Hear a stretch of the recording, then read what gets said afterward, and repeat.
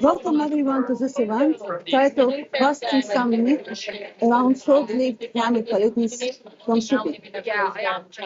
It is organized by the Clean Arctic Alliance that brings together 23 non-for-profit organizations that work to protect the Arctic, its wildlife, and its people.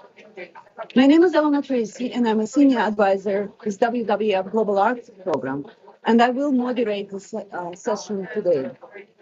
But I'm going to say a few words just to set the scene before turning to our speakers. The Arctic is an important ice habitat for wildlife, unique ecosystem supporting a huge productivity of plant and animal life in the oceans. It is a highway for marine mammals and provides cultural identity for the Inuit people and other indigenous communities. It is also a major climate regulator and is considered by scientists to be warming as much as 4 times faster than the planet as a whole. We are experiencing unprecedented changes: seasonal sea ice loss, ice sheet melting, permafrost thawing, and increasing ocean temperatures and acidification.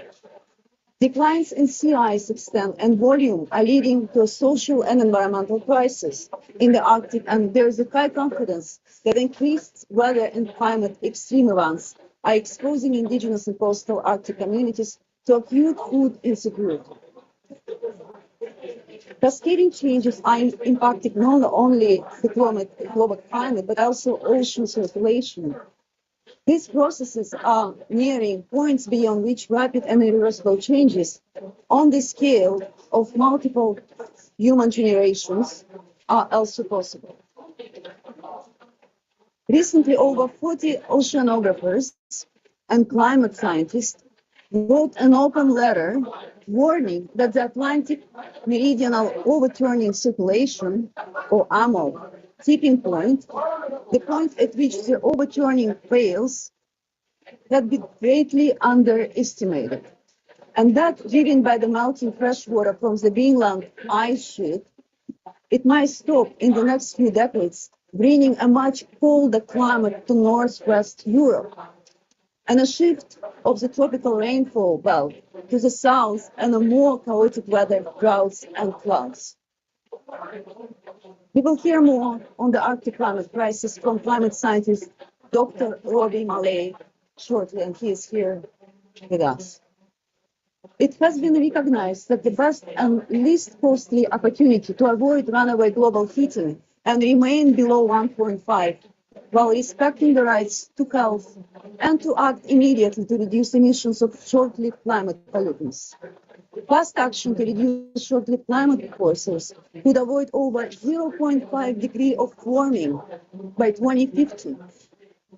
And yet debate rages as to whether an Arctic ban on the use of residual or heavy fuel oils will reduce black carbon. Whether black carbon is indeed a climate forcer or a climate cooler. Whether liquefied natural gas or LNG can be marketed as green fuel. This event busts some myths while highlighting urgent action needed to protect Arctic sea ice from emissions of climate forces by international shipping. And I will say more, along with Dr. Sean Pryor, lead advisor of the Clean Arctic Alliance, and Ellie Manesis, executive director of the Say No to LNG campaign. There has been an interest in sailing ships through the Arctic, with early Arctic explorers seeking transpolar routes through the Arctic ice. In recent years, receding sea ice has resulted in renewed interest in the Arctic as a regular shipping routes opening up.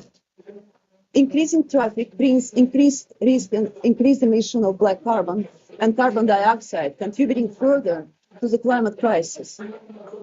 While efforts to decarbonize by moving away from oil-based fuels have led to the development of new alternative fuels. Royal Ponders, head of the Climate Action and Clean Air Division of the International Maritime Organization, will talk more about efforts of global shipping to decarbonize and reduce its climate footprint. Since I have now briefly introduced our speakers, we will move straight into the presentation, and I'm going to start by talking about the Arctic HFO ban and its limitations in terms of reducing black carbon emissions in the Arctic. And I apologize to the audience that you can't really hear me. So I don't know what's the best way of continuing with this presentation. Should I maybe move a little bit closer? Should I just pull in?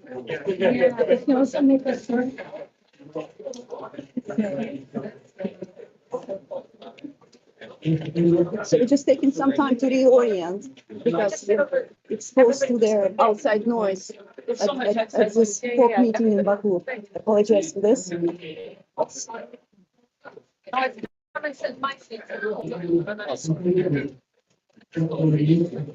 So now we are closer to each other.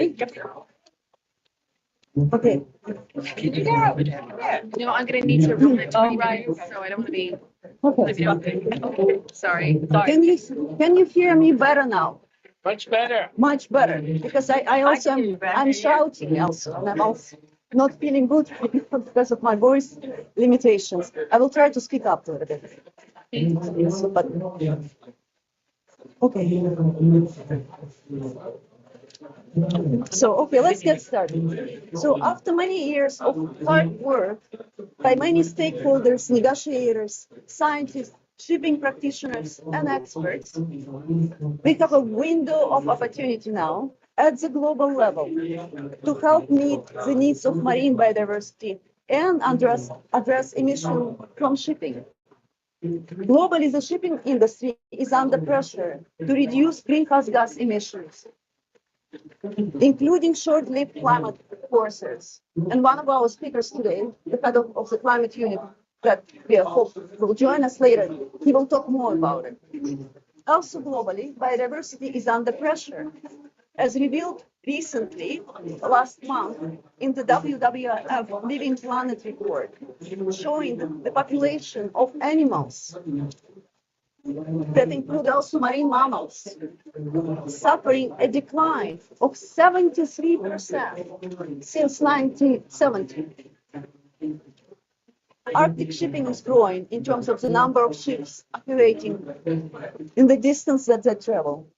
And this is due to the loss of sea ice as a result of the climate crisis, and also because of the growing extractive sector in the Arctic. There is more projects on oil and gas extractions and the mineral extractions, and they need a lot of fleet to take their products away to the south markets, overseas markets.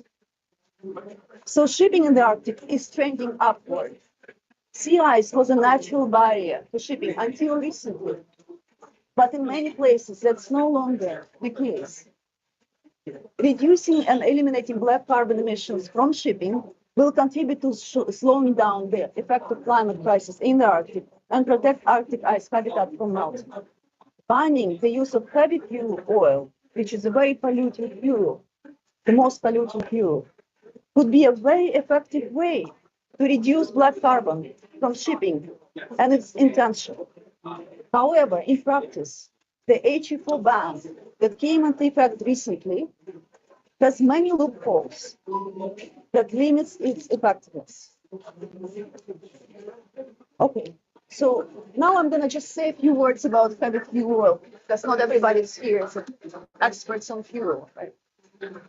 So heavy fuel oil belongs to the class of residual fuels that are leftover components of crude oil after they have been separated from the distilled product. The name heavy reflects a key characteristics of these oils, their very high viscosity.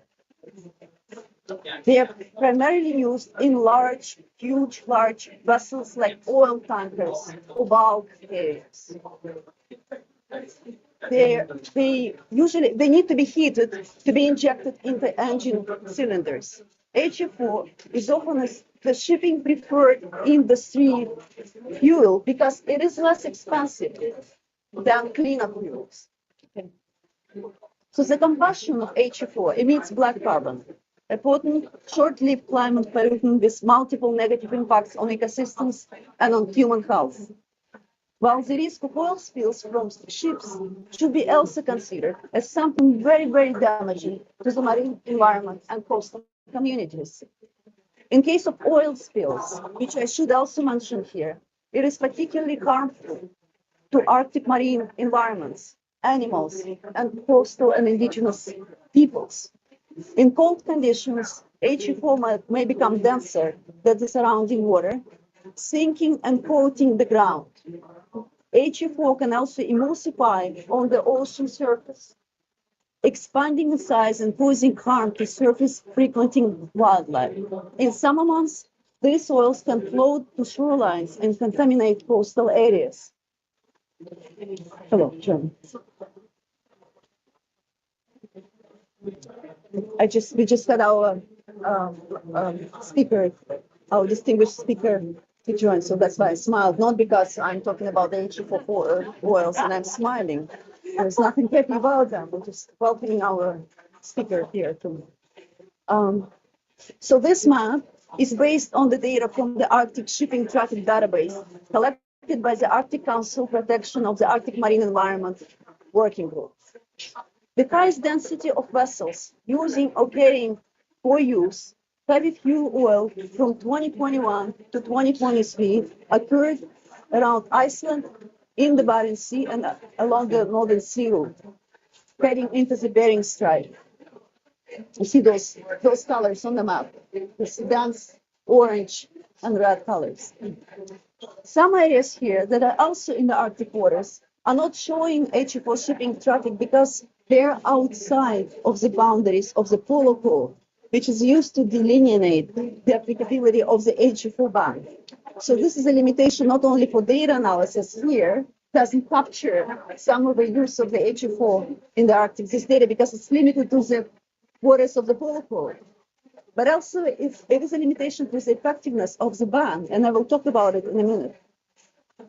The growing mineral extraction sector in the Arctic drives growth in the number of tankers and bulk carriers operating in these waters and predominantly using HFO. So I will just move to the next slide. And so here, they're zooming in a particular area between the Canadian Arctic archipelago, also more known today as the Inuit Nunangat, Inuit homeland, and Greenland. So you can recognize this area, right? So on the right is Greenland, on the left is the Canadian Arctic archipelago. Right? This area is important for migration of bowhead whales, narwhals, and beluga whales. It's an important area of Arctic blue corridors, what we call Arctic blue corridors, the corridors of the migration of marine mammals in the Arctic. This area is one of the bottleneck areas. So on the slide, we see the dramatic changes in bulk area traffic in this area in the last decade. It has been driven primarily by the development of one mine in the Canadian Arctic. So it's called Murray River Iron Ore Mining Project, which commenced in Canadian Baffin Island in 2014. The iron ore is carried by bulk carriers, and those bulk carriers are using HE4. And you see how much the numbers increased during 10 years. There was almost nothing. And 10 years later, there's lots of them because of this new mega mine project, right? And they're using HE4. And those carriers are also very, very noisy. And so the level of their underwater noise went up dramatically. And it's very harmful for marine animals as well. Not only mammals, but other animals. Okay, so which brings me to the question of what effect we should expect from the HFO ban in the Arctic, including on those bulk carriers. And I will give you a little bit of background. Some people are really well aware of all the technicalities of this ban, but some people in the audience probably don't know much about it. So on July 1st, 2024, the ban on the use and carriage for use of heavy fuel oil came into effect under the International Convention for the Prevention of Pollution from Ships, MARPOL Convention. As agreed earlier in 2020 by the member states of the United Nations International Maritime Organization.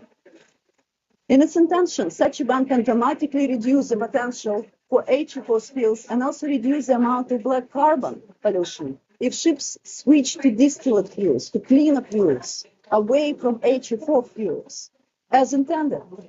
The adoption of the ban was a significant achievement on the road to a cleaner Arctic.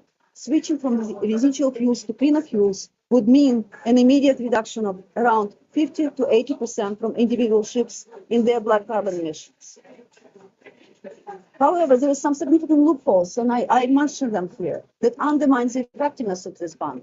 Ships with fuel tank protection, where the fuel tank is separated from the outer hull of the ship by at least 76 centimeters, would be exempt until July 1st, 2029. Additionally, the Arctic state may issue waivers for ships belonging to their national registries, also known as flying their flags, when operating in waters subject to their sovereignty or jurisdiction. So even though the ban came into effect on July 1st, 2024, the exemptions and waivers will be in effect until July 2029. I will skip some of the points here just to make a shortcut. A study conducted by the International Council for Clean Transportation earlier showed that if all these loopholes are right now in place, the HFO ban allows 74% of the HFO fuel fleet to continue to use HFO in the Arctic. So 74% of the ships will continue to use it, even though there is a ban. So on another note, heavy fuel oils have already been banned in the Antarctic since 2011 without any exemptions or waivers. And here I just want to mention, and it's kind of a long slide here, but I just want to mention one thing.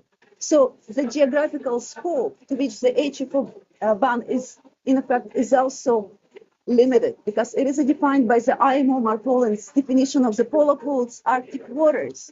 And it is a limited definition because the polar code exclude very busy waters of the Arctic, where there's a lot of shipping traffic. So, and I would just would like to make the point that the definition of the IMO Arctic waters should really encompass all waters above the 60-degree north, and not just the waters of the polar code, because they exclude some of the key areas of shipping, because there's ice-free. That was the original definition of the polar waters based on the amount of ice. And so the areas that are ice-free are excluded, and this is the busiest areas for shipping. So that has to be also taken into consideration. In addition, new ships entering the Arctic fleet, especially oil tankers and bulk carriers, the one that I mentioned, to meet growing demand for transporting Arctic oil and metals. And because of the improved design, they have a really good design now. So they will also qualify for HFO exemptions. So, okay, so given all this, and I will just go back. To sum up, the HFO ban adopted by the IMO Marine Environmental Committee was a significant step forward, and it was celebrated and welcomed. But the way it is implemented in terms of loopholes, exemptions, and waivers, it is far weaker than was required. It will allow ships in the Arctic to carry and burn significant quantities of HFO in the coming years and to continue to emit black carbon, therefore failing to protect the region that is rapidly changing due to climate warming. Additional measures on reducing black carbon emissions from shipping in the Arctic should be taken without further delays. Thank you for your attention. And yes, I hope you got some of my speaking points, people in the audience. And our next speaker, I'm introducing next speaker who will also speak about short-lived climate pollutants remotely, Dr. Sean Pryor. And she's the lead advisor of the Clean Arctic Alliance. So, Sean, please, now the floor is yours. Thank you, Elena. Can I just check that people can see my slides? Yes, lovely. And you can hear me okay? There is a lot of background noise. I'll move on because time is tight and I realize that we've started a bit late. I'm going to talk about a myth that has emerged in the last year or two. And the myth is that highly uncertain black carbon radiative forcing estimates are being used by some to question the effectiveness of regionally based and extensively studied and well-defined efforts to reduce black carbon. And there have been arguments that this is misguided and that they are misguided and misleading. Fine. First of all, though, I'm just going to say a little bit more about black carbon, and Elena's already touched on this, so I'll be very rapid on this bit. Black carbon is a short-lived climate pollutant. It's produced by the incomplete burning of fossil fuels. It has an impact that is 3,000 times that of carbon dioxide on a 20-year global warming potential basis. And it makes up around 1/5 of international shipping's climate or CO2 equivalent emissions. And when it's released near to the Arctic, it has a disproportionately high impact.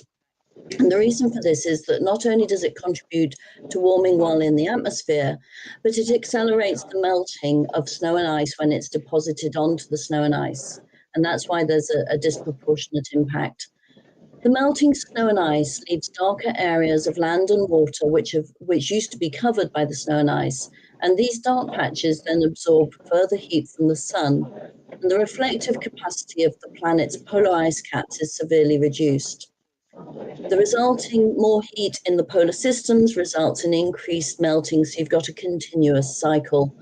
And this is what is known as the loss of the albedo effect. Black carbon also has a negative effect on human health. And the need to reduce black carbon emissions, both because of the climate and the health impacts, has been long recognized. On land, considerable effort has been made to ban dirtier fuels in power stations, to install diesel particulate filters on land-based transport, and to improve the burning of dry wood. And all these measures have been taken with the aim of reducing emissions of black carbon and air pollution. However, at sea, the same efforts haven't yet been made. Measures to reduce black carbon emissions from shipping have been under consideration now for well over a decade, but so far, there has been no regulation agreed, and emissions from shipping in the Arctic have more than doubled in the last 10 years. So coming back to the myth then, I won't repeat it, but basically it's that the sixth assessment report of the IPCC information has been miscommunicated. And so what I'm going to do is just go into that into a little bit more detail and add some clarity to what it says. First of all, I think it's important to acknowledge that the sixth assessment report does show a 70% decrease in the overall global warming potential or radiative forcing of black carbon. But this was based primarily on atmospheric models showing that the very small black carbon particles lead to formation of water droplets, including cloud building, which reflect sunlight and therefore might lead to overall global cooling effects. However, it's recognized that this atmospheric process has long been one of the most uncertain and controversial theories around black carbon impacts.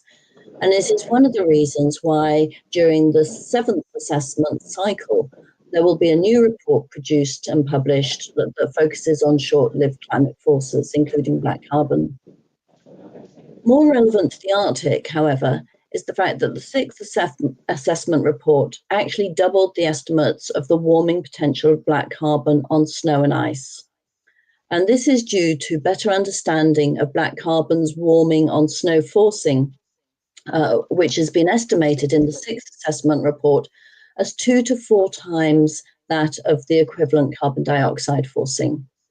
So irrespective of what is eventually decided about the global impact of black carbon, reducing black carbon emissions from sources in and near to the Arctic is essential. Because of the very short time that black carbon particles remain in the atmosphere before depositing, and the extreme difficulty of estimating the likelihood that water droplets form around these darker particles, comparisons of black carbon's global warming potential with carbon dioxide warming have always been very challenging. Carbon dioxide is a very long-lived and evenly distributed gas that operates on a global level, whereas black carbon particles remain in the air for just a few days or weeks before depositing. Black carbon experts, particularly in bodies like AMAP of the Arctic Council and the UNECE context, working in those contexts, have always focused on black carbon as a regional or even local contributor to warming, especially in and near to the Arctic or other snow and ice regions where the warming impacts are more certain. Furthermore, these experts and studies have also always focused on black carbon sources rather than black carbon emissions. And this is because the mixture of particles and gases is important when calculating the important policy measures that will have the greatest impact at the least cost. And this approach reflects the strong air quality background of many of the experts, with a very established and practical approach to decreasing pollution impacts on human health. And where local and regional climate impacts were in effect simply added to the policy motivation for addressing these sources nationally and regionally. Hopefully, the 7th assessment report, IPCC assessment report, will help to better define global black carbon impacts and the most important aspects of evaluating black carbon sources for the Arctic. But the most important aspects of evaluating black carbon sources for the Arctic now remain the same as those that have been outlined in multiple Arctic-focused reports over many years, and focus in particular on sources in and near to the Arctic or other seasonal permanent ice and snow environments, and focus on sources with a higher ratio of black carbon, activities such as flaring. And it's this combination of location and ratio of black carbon that is the most effective means to determine the most beneficial and cost-effective efforts to slow Arctic warming by addressing black carbon sources. The conclusions on the most effective per unit or low-hanging fruit for the Arctic and other cryosphere climate benefits have proven remarkably consistent since the very first studies, which are now from around 15 years ago, but over the last 15 years, including new reports published last year, are still showing this to be the most effective approach. So for sources in and near to the Arctic, including oil and gas, these should include oil and gas flaring, marine shipping, diesel generators and vehicles, fires, and wood and coal heating stoves. Just briefly, I'd like to come on to another myth, and this is related to what I've just been talking about. It appears that some geoengineers, those that have focused, for example, on intentional injection of sulfates or other chemicals into the atmosphere or spreading silicate beads on the surface of the Arctic Ocean to try and reflect sunlight and hopefully decrease warming, have been drawing comparisons with black carbon and short-lived climate forcer efforts. However, such geoengineering schemes would clearly have negative impacts on human and ecosystem health, since they would increase acidification and also increase acid rain, which was the reason why we've tried to reduce emissions of sulfur oxides. However, black carbon reductions only have clear and documented co-benefits for human health and ecosystems. So just to sum up or to finalize, reducing black carbon emissions, what can we do to reduce black carbon emissions from shipping in and near to the Arctic? Clearly, debating the climate impacts of black carbon sources far from snow and ice remains important, but addressing black carbon sources near to snow and ice would be a much more effective and beneficial target when looking to slow warming and urgently addressing carbon dioxide emissions, particularly those that come from the same sectors as are emitting black carbon. Reducing black carbon emissions by ships operating in and near to the Arctic isn't difficult. It doesn't require the development of new fuels or new technologies, and it could be done with immediate effect. Switching to readily available and widely used distillate fuels will see significant reductions in black carbon emissions, and installing diesel particulate filters on ships operating in and near to the Arctic would see a greater than 90% reduction in black carbon emissions from this sector. Thank you. I'll leave it there. I would just like to quickly say thank you to ICCI for organising the Cryosphere Pavilion and for the opportunity to join you all today. Thank you. Thank you so much, Sean, for your presenting on short-lived climate pollutants. And we have a quote from the audience here. I really appreciate this presentation. And now I'm glad to welcome our next presenter, Ellie Manassas, Global Director of Say No to LNG, and she will talk about methane, its importance as short-lived climate-lived force and greenwashing LNG as a green fuel.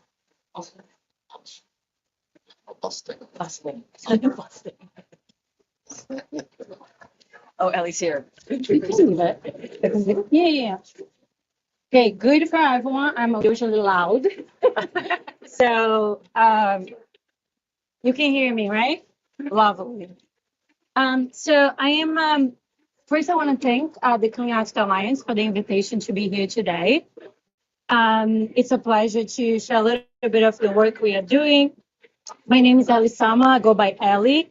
Today, the hat I'm wearing is as the Global Director of the Say No to LNG campaign.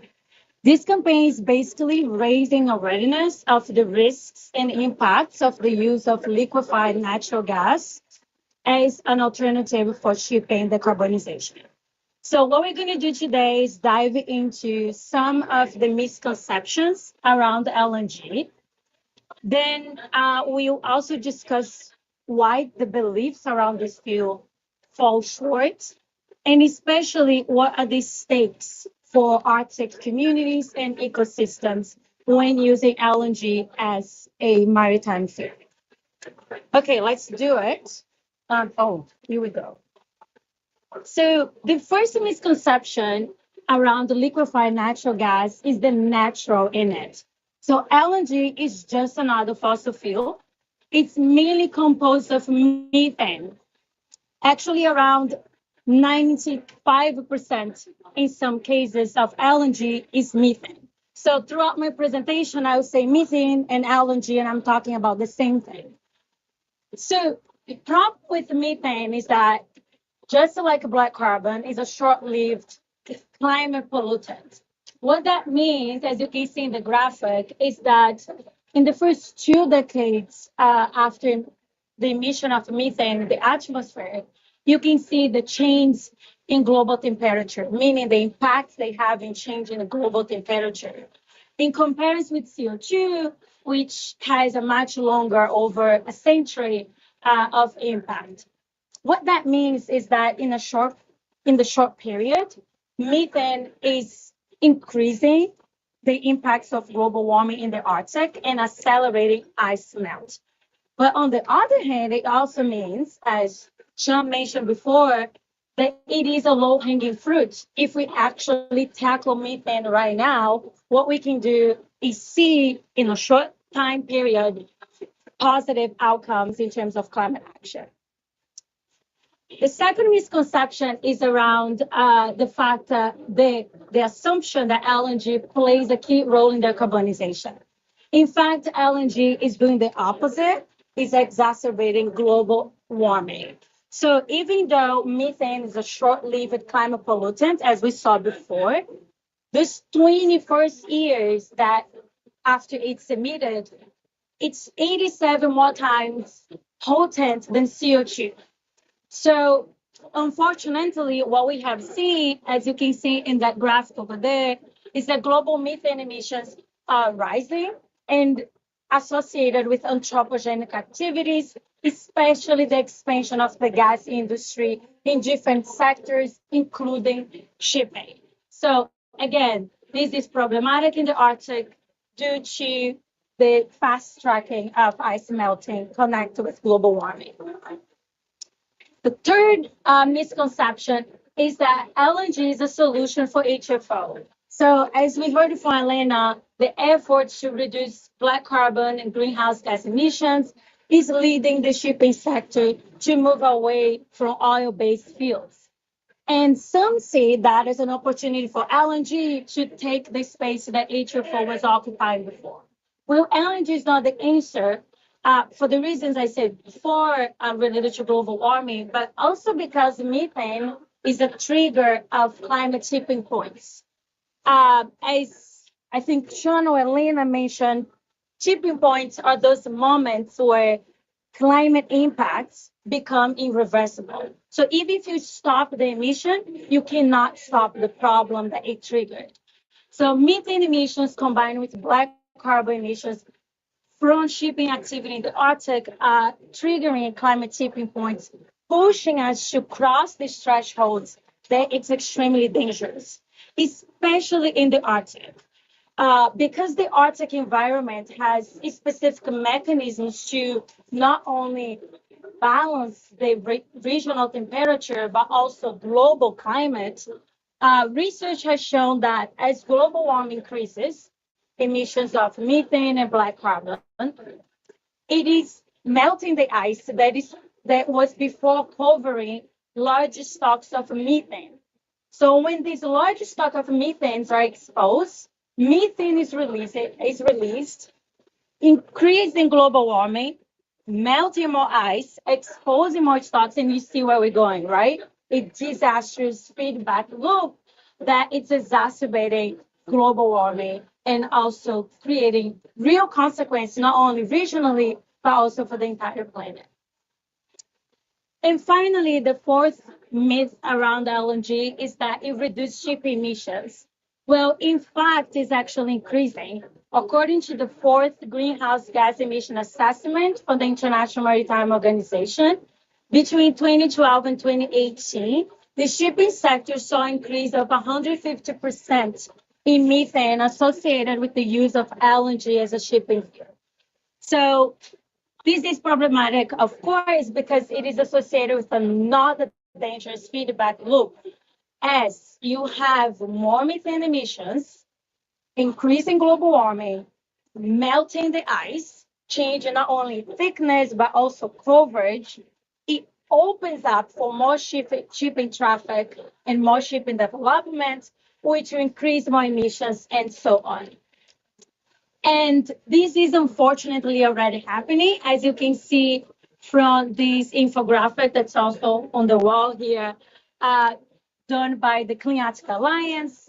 In the since 2010, the region has seen a growth of 30 more facilities in operation or proposed.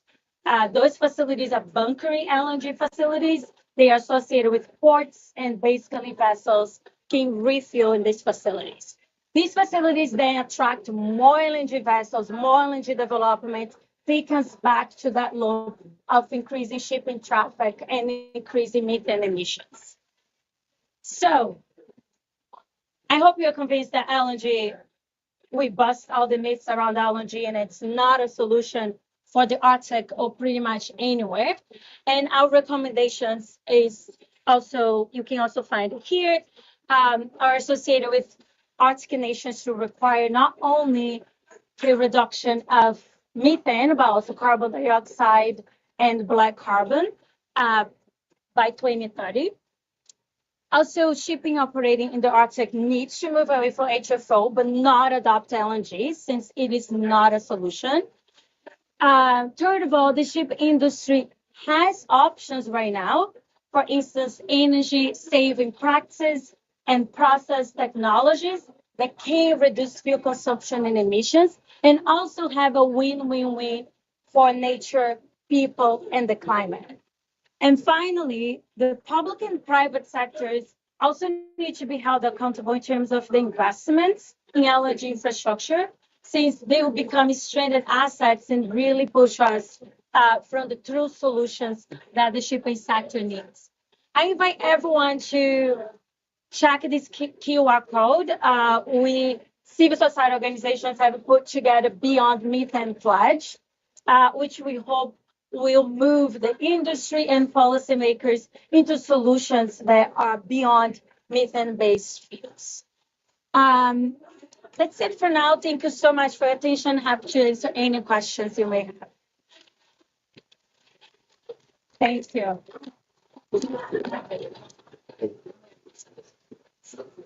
Thank Thank you so much, Ellie, for giving your presentation. And I think that everybody is convinced now that LNG fuel is not the way to move forward.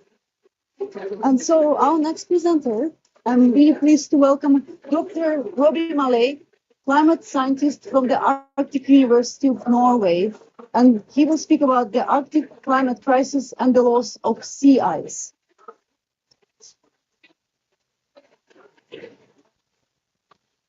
Hi everyone. We'll just give it a minute for my slides to come up. Can you put your hand up if you're involved with shipping? Right, so it's like a shipping, I'm trying to know my audience before I start. Okay, great. Mostly we get scientists coming here, so it's like really nice to have some people who might be able to, you know, do something. So that is great. I work at the Arctic University of Norway, and I think a lot about sea ice and what's making it change, but also the impacts of the changing sea ice conditions. This is a picture that I took earlier this year in Svalbard, and I made it black and white just to really emphasize how bright the snow is that we work on, and what a bright environment it is. And maybe we can think about when black carbon is deposited onto these snow and ice surfaces, the radical effect that it has when it drops the albedo, it drops the reflectivity of the surface and absorbs much more sunlight. Try the clicker. Yes. Okay. So what I'm going to do is I'm going to give you an update on a bit of Arctic climate change and what's been happening right up to this year, so including the last month's worth of data. And then I'm going to draw a little update on the status of sea ice, and finally end by reflecting on what the sea ice changes that we've already seen in the last 40 years have meant for a typical boat as it sails through the Northeast Passage. Sorry, I imagine it drives you nuts when they call them boats. It's a ship, I'm sorry. I'll call it a ship, I promise. So, I should talk about this slide. So this is a map of the warming that we've seen in the last 40 years. And you can see that it's really, really pronounced, and it's several degrees worth of warming. So current estimates for global warming this year are saying that we might come in at 1.5 or 1.54 worth of global warming. But you can see that large parts of the ocean, particularly around Svalbard here and Novaya Zemlya, and the Siberian side, a place that we call the Barents Sea, have had several degrees of warming even since the middle of the century. So not that IPCC baseline of 1850 to 1900, but even since the mid-century, we've seen 3, 4, 5, even 6 degrees of warming around Svalbard. So it's quite an extraordinary amount of change, and it's still going, it's still increasing. When we plot the amount of warming that we see across the whole world, but by the latitude, so the northerliness of where that warming occurs, you can see it's super pronounced right in the Arctic Circle. And the further you go towards the North Pole, the higher the latitude you make it, the more you approach 4 degrees. So we've crossed 1.5 degrees in the Arctic already, and that is long gone, I'm afraid to say. And it's worth reflecting on that when we think about how quickly the ice in the Arctic is melting. Here is just one more graph to drive home the radical changes in the Arctic compared to the global situation. So you can see in this data set, which isn't from the IPCC baseline, but it is more certain, we've nearly approached 1.5 degrees globally this year. I marked it with a cross because all the data aren't in for this year. We have another month and a half to go. But in the Arctic, we're above 2.5 degrees of warming by the same metric. So we're nearly double the warming this year that we've seen globally just in the Arctic. So what has it meant for the sea ice that covers the Arctic Ocean and historically has blocked shipping in the winter? Well, this is a graph of the maximum extent. So if you wanted to sail through the Arctic in March, you'd experience the maximum extent. And that has decreased very consistently year on year. And we can closely link those decreases to increases in the total amount of carbon dioxide and other greenhouse gases in the atmosphere. So the Arctic is actually quite simple. I won't get into Antarctica. That is proving much more complicated for scientists. But the Arctic, we can really draw a straight line between cumulative greenhouse gas emissions and rapid reductions in sea ice. It's pretty much the same story for the minimum extent. It's a little bit noisier, the minimum extent. We saw a really sharp reduction in 2007 going through to about 2012. But since then, we've continued to see a gentle decline. And it appears that the decline, if you squint a bit, it looks like it's kind of leveling out. That's actually associated with that really sharp reduction in sea ice in 2007, basically meaning we actually don't have much more thick ice to lose. So the type of the ice is changing in the Arctic, as well as just the total area that it covers. And that's really important if you're a ship's captain, for instance, and you're worried about breaking through hard ice or thick ice, or particularly snow-covered ice is increasingly being thought of when these routes are being planned. It's important to think about the properties of the ice changing, as well as simply where it is. Moving towards black carbon and a clean Arctic more specifically, there was some work out literally this year, a few months ago, that I wanted to share with you, where scientists looked at the sea ice radiative effect. So that's this SIRE acronym at the top. And they basically looked at what is the total effect of the highly reflective white sea ice surface in the Arctic, and how is that changing? And we often give a simplistic explanation that when the sea ice retreats, that white surface is replaced by a very dark ocean surface. So fresh snow can reflect 90% of the incoming sunlight, but the ocean often reflects less than 5%. So there's a radical direct effect from sea ice retreat. But then recently we've had people showing up at our conferences and saying, well, you know, when the sea ice retreats, it kind of clouds over in the ocean and it makes the situation a bit more complicated. So there's been a big community effort recently to run the numbers and calculate this total sea ice radiative effect that goes beyond just thinking about snow and water. And the spoiler alert is it's basically the same. So even when we factor in all of these additional data sets and think about the second order and third order effects, the effect of sea ice retreat is very, very clear. So red is, to give you a clue, red is bad, right? And the darker the red, the more watts per square meter are being forced onto the surface of the Arctic than were before when the sea ice retreated. And you can see pretty much all over the Arctic, over the recent period of about the 1980s to the present day, we've seen an increase in what we call the radiative forcing, so the amount of sunlight, but also kind of heat energy that's incident in the Arctic surface from this sea ice retreat. And it basically doesn't matter which data set you use. So this graph on the right, they used a whole bunch of different cloud data sets, surface albedo data sets, satellites, and it's always, regardless of how high the number is, you always see this increasing trend associated with sea ice decline. I would definitely encourage you to go and look up this paper, maybe take a picture of the screen, because it's full of absolute gold if you're worried about the changing Arctic and how sea ice is affecting the albedo. So I did a bit of a calculation earlier this year. I thought about what it would be like to sail through this part of the Arctic called the Northern Sea Route, and more broadly the Northeast Passage, if you wanted to sail from my house in northern Norway, which is here, to China. So that circle is in Beijing. And I thought about the sea ice you would encounter this year versus the sea ice that you would encounter in the 1980s, the 1990s, and the 2000s. And there's a bunch of different stuff that we care about. So the first thing we might simply care about is how far through the ice do you have to cut to do that in different weeks of the year, but also different decades. And you can see that we've had a pretty consistent decline in the amount of ice, particularly in summer, that you have to cut through if you're a ship along this red route that I've drawn, decade by decade. So it really is a rapidly changing environment, both for scientists, but also for users of the Arctic, for people that are seeking to benefit from it, to exploit it.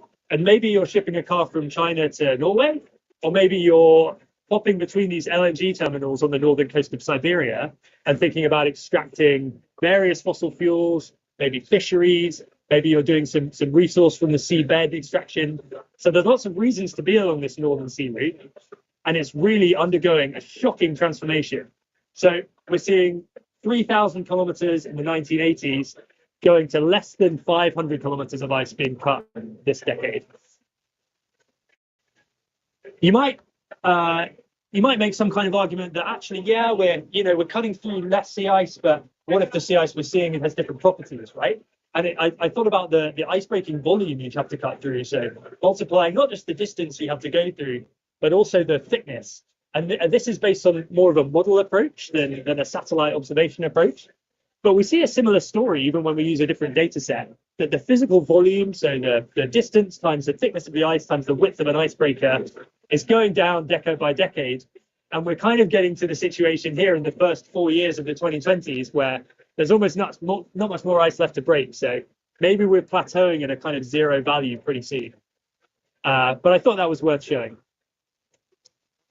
Another thing you might worry about is the amount of multi-year ice you have to break. So most sea ice in the Arctic these days forms every winter and then melts every summer. But there is this remnant floating pack of second-year ice, third-year ice, and multi-year ice generally that survives the summer. And it gets very hard, and it also accumulates a very thick snow cover. And that snow cover has a strong direct friction effect on icebreakers and ships in the Arctic. But also when the snow cover goes into the water, it can form this adhesive slush that slows icebreakers down. So multi-year ice is a real hazard from the snow perspective. It's also rougher, but yeah, it's harder and stronger than seasonal first-year ice.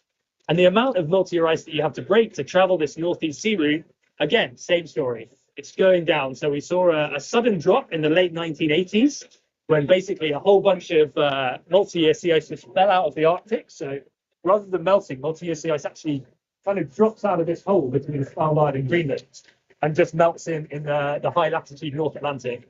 So a bunch of multi-year sea ice dropped out in the late 1980s, and the rest persisted. And then we saw another radical event in the 2007 summer when lots of sea ice was lost through the Fram Strait between Greenland and Svalbard, but also quite a lot of multi-year sea ice actually falls out of this hole here. It's called the Nares Strait between Greenland and the Canadian archipelago. So since that reduction, we've seen this story of quite a small amount of multi-year sea ice on the Siberian side, you might call it the eastern side of the Arctic, that's broken through by ships on the Northeast Passage and the Northern Sea Route.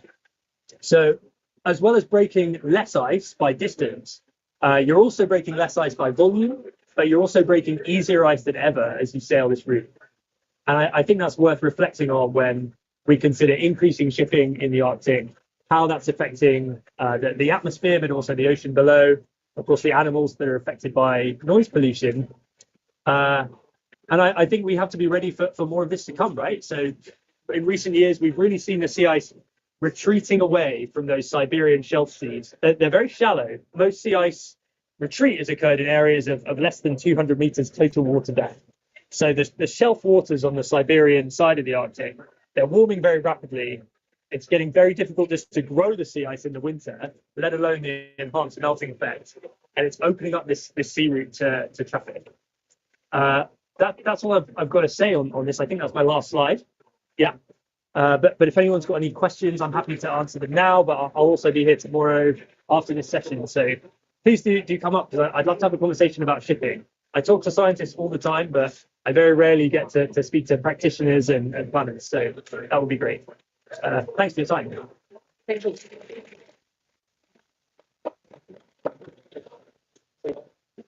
Thank you so much, Robbie, for showing us how dramatically the Arctic sea ice is changing and what the implications are for shipping in the Arctic. So I think it's really important for this audience, where we cover also shipping practitioners, to see that there's a scientist speaking about sea ice change and what it means for shipping icebreakers, and the new routes are opening up. I'm very pleased now to welcome on our last but not the least speaker, Royal Condors, Head of Climate Action and Clean Air from the IMO, International Maritime Organization. And Royal will speak to us about this new groundbreaking decarbonization strategies that IMO has put together, and she will talk more about it.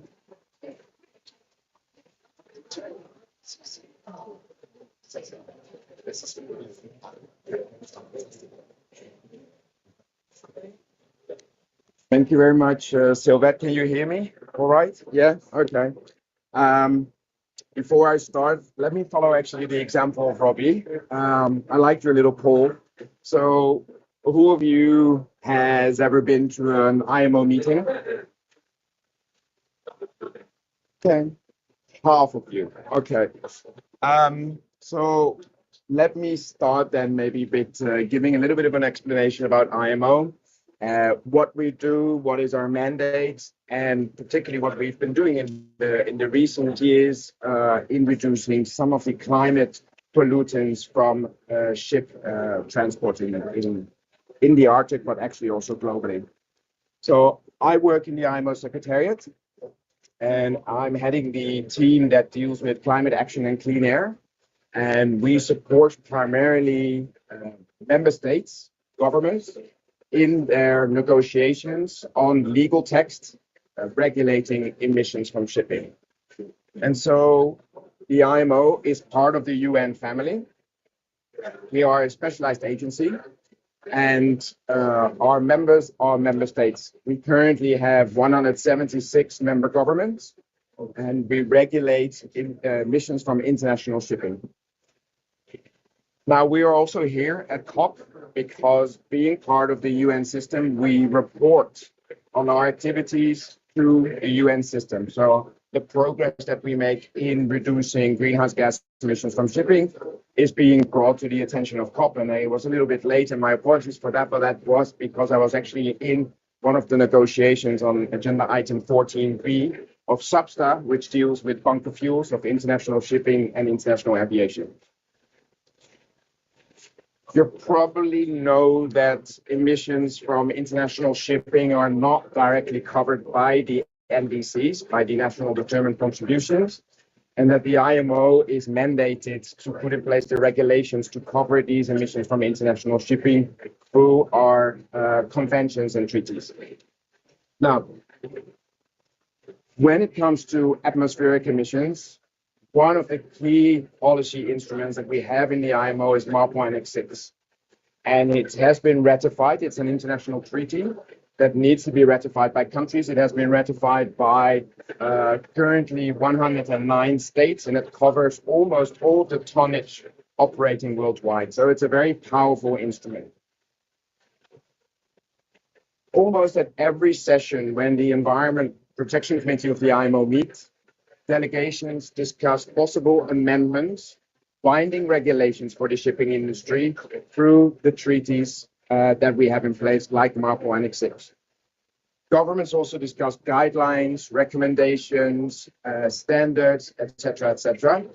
But the main requirements in MARPO Annex 6 become binding for the shipping industry 16 months after they have been agreed by member states in the IMO. So that is quite a big difference than some of the discussions here in COP on the UNFCCC. Once the governments and IMO agree on legal requirements, 60 months after, they come into play, they come into force and apply to ships operating worldwide, and they are being enforced worldwide. So MARPO Annex 6 is a powerful tool. Now, I have to thank, and I didn't start with that because I wanted to make the point now, is that in addition to the 176 member states in the IMO, there are over 100 observer organizations in the IMO that are intrinsically part of all the discussions that we have. And I would like to actually really thank, some of the people that were here before, particularly Sean Pryor, for her continuous commitment to bring the issues that were discussed here to the negotiation table on IMO. And together with some of the partners under the Clean Sea Coalition, the Seas at Risk, the Arctic Council, or what's it called, the Polar Council, you bring a wealth of information to the IMO. And not only in the formal negotiations, but also during lunchtime presentations, and come with these kind of presentations to the governments that decide on legal text in IMO is extremely valuable. I know that more can be done, that more should be done in order to step up climate action by the IMO. But I also want to highlight some of the areas where progress has been made, and some of the previous speakers have highlighted that, such as the HFO ban, which isn't perfect, but it is a legal instrument now that can be reinforced over time. And we have other legal instruments in place, like emission control areas, and at the last meeting of MEPC, a new emission control area setting standards for the amount of sulfur content in the bunker fuels used by ships have been agreed by IMO states for the Norwegian Arctic waters, as well as for the Canadian Arctic waters. So there is continuous effort and global regulation coming into place to reduce the impact of atmospheric emissions through IMO member states. Now,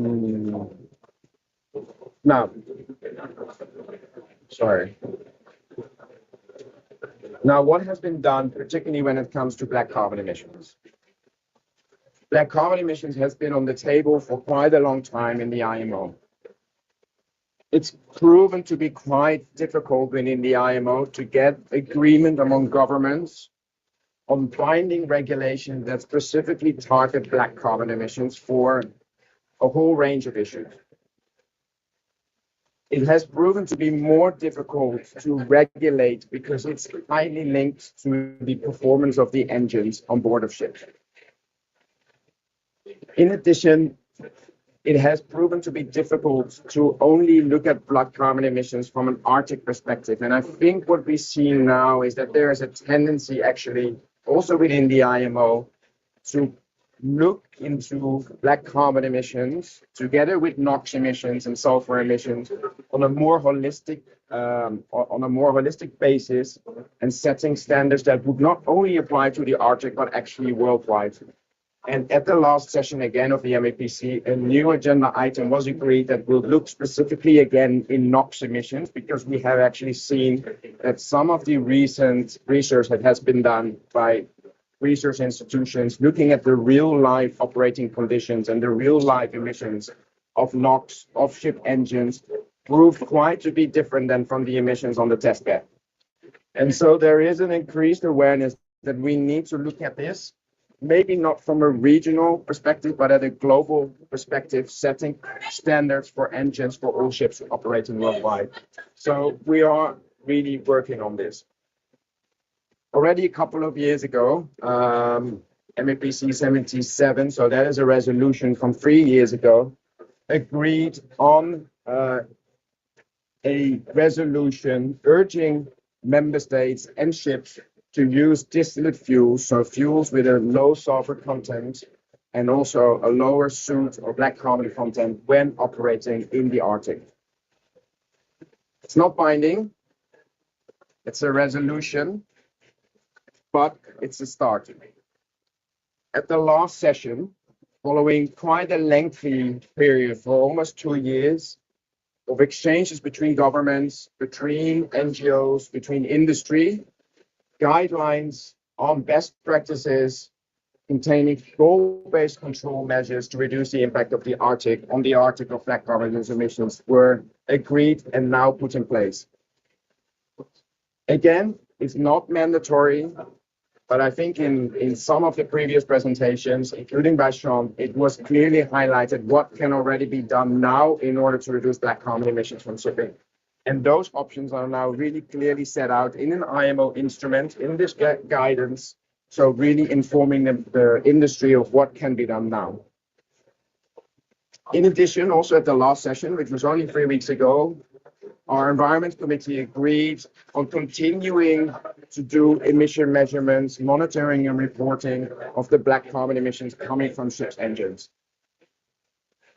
There are campaigns, black carbon campaigns ongoing, so to look into what are the real life, as I mentioned, the real life emissions, black carbon emissions from ship engines, how the ship engines can be improved in order to reduce the black carbon emissions. And one of our subcommittees also requested the ISO to work together with us on looking on the development of a polar fuel standard. So whether there's a possibility of actually setting a stricter fuel standard for fuels being used in the polar region. So these are elements and work that is ongoing, and for which, as I said before, we are very appreciative of all the work that is being done by the community here and by some of the previous speakers to inform governments negotiating in the IMO. Now, coming more specifically at what we are doing on greenhouse gas emissions in general. So the IMO member states agreed last year in July on a greenhouse gas strategy, which sets out actually a net zero target, a net zero greenhouse gas target for the international shipping to be achieved by and around 2050. It was the subject of long negotiations, but this target, the net zero target for shipping, has actually been welcomed, including here in UNFCCC, as a real landmark decision by the IMO, and really changing the mentality of the shipping industry in trying to identify what can be done in alternative fuel production technology to reduce its climate impact. It doesn't only focus on CO2, it covers greenhouse gas emissions. So it does include methane, it does include black carbon, nitrous oxides, ammonia, slip. It's covered in the strategy. What's going on now is to translate these strategic objectives into binding regulations. As I said at the beginning, IMO does not just put in place strategies, we really try to put in place binding regulations. And so member states are working on a fuel standard that needs to be adopted by October next year, setting out the trajectory of the carbon content of new fuels used by the shipping industry to be net zero by 2050. That fuel standard needs to come in place with a global pricing mechanism on emissions from international shipping. And there's a really strong commitment from the IMO to deliver on that pricing mechanism, which would really be the first global pricing mechanism for one single industry. The negotiations on that pricing mechanism and the fuel standard are tough, but the governments in the IMO are really committed to deliver this next year, October. What is very important is that some of the enabling framework to make this happen, and that we use, that we actually look into all the fuels, and I heard you're, speaking about LNG, that we really look into how can we have the full life cycle carbon or greenhouse gas emission footprint of all these alternative fuels correct. And that's why we're working specifically on development of life cycle assessment guidelines that look into a well-to-wake life cycle footprint, a carbon footprint of all these different fuels. And so this work is ongoing. We have a scientific group established that looks at emission factors of all the different the marine fuels. You won't hear from the IMO a statement saying you will not be able to use energy anymore. As a regulator, we are fuel agnostic and technology agnostic. It's not up for us to say this fuel is the best. There's a lot of work ongoing into ammonia, hydrogen, methanol, renewable, synthetic versions of those fuels to come into play. But we as a regulator are fuel and technology agnostic, but we do want to have the methodologies and safety regulations in place to make sure that the carbon footprint of all the fuels is assessed on a well-to-wake basis. And that is important because we need to get the fuel intensity reduction requirement and the carbon pricing on the greenhouse gas emission pricing correct and treat the fuels equally based on their well-to-wake emissions. So this is work ongoing.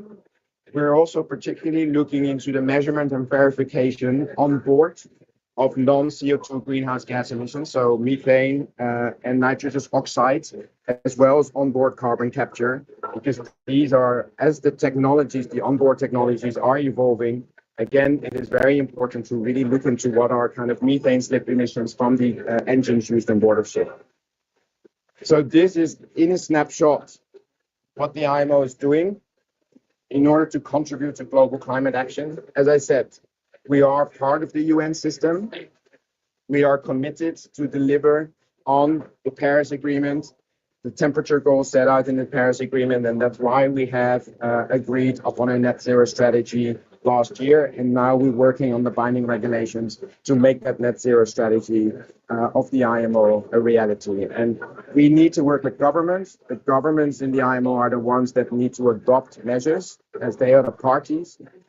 But it is of utmost importance, and I stress it again, that we get all the information, the facts on the table for the governments to negotiate in, using the best available technology. So thank you very much, and thanks again for also the opportunity to have us here. Thank you so much. Thank you so much. Very brief and full overview of the IMO, how it works and what is coming in terms of greenhouse gas emission strategy and what is being done in terms of black carbon in the Arctic. Thank you so much for this. Before wrapping up, I actually would like to ask you guys in the audience who've been so patient, is this listening to us and not hearing sometimes to what we are saying because of the noise outside of this pavilion. So maybe, do you have any questions? I just want to give you the opportunity to ask any questions from our speakers who are here or from Sean before we wrap up. Yes, please.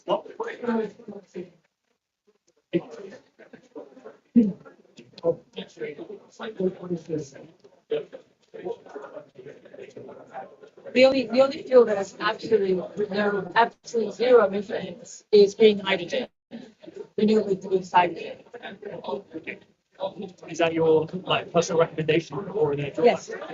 Yeah, our organization, Zero Emission Shipping Technology Services, we recommend using hydrogen as a fuel, and we see how that can be done on almost all operating profiles. By just to be clear on that, how that can be done on all operating profiles by combining technologies and efficiencies. So high level of efficiency. It's not a switch in, switch out at all. Yeah, I think for us it's a bit more complex. We look into it from like a framework approach. First, fuel is just one part of the equation, right? The right fuel is not really fixing the efficiency problem, for instance. So vessels could start, for instance, in the short term with improvement in technological and operational measures to make the vessels more efficient. Because even if you have green hydrogen produced the best way possible and the vessel is burning more than supposed to, then you are basically wasting energy, right? We also believe that any kind of solution needs to exist in the intersection of climate, pollution, biodiversity. So I'm curious to ask you later about that, because we just submitted through the Clean Shipping Coalition a proposal for a framework that looks into solutions that tackle the triple planetary crisis. Because, for instance, LNG was suggested as a solution because it decreases air pollution, but it creates another problem. We're kind of like always having to deal with unintended consequences. So how do we get one step ahead and think about a framework where when we're looking to climate solutions, we're also considering biodiversity and pollution? So for us, it's about like really lean towards those conversations and understand what approach will lead us to true solutions and not to deal with more unintended consequences of whatever's that we adopt in the future. So a bit more complex, but I hope that give you a little bit. Okay, awesome. Thank you. Thank you, Ellie, for giving your view on the question of what is the best fuel. And now I think we do need to wrap up. And we are experiencing a little bit of difficulties with the microphone here. Okay, so I may start by thanking our speakers, Royal, Robbie, Ellie, and Sean online. Thank you. And I would like to also thank the Cryosphere Pavilion organizers for inviting the Clean Arctic Alliance to hold this side event today. I would like to thank our audience here for your patience and for your attention and for your interest and for your questions and for being here. And I would like to also thank participants watching us on live stream and those joining us today. I do hope that everyone has found this discussion both useful and valuable. And the final words about the Arctic, of course. The Arctic serves as a regulator of the global climate and other ecological processes through large-scale patterns related to air and ocean circulations. The changes we are seeing in the Arctic now are already impacting the lives of the indigenous peoples who depend on the Arctic sea ice for their survival, and also impacting the lives of all of us outside of the Arctic too. We urgently need regulation of all short-lived pollutants to help drive the rapid, deep, and sustained emission reduction that are now needed. Thank you for your attention.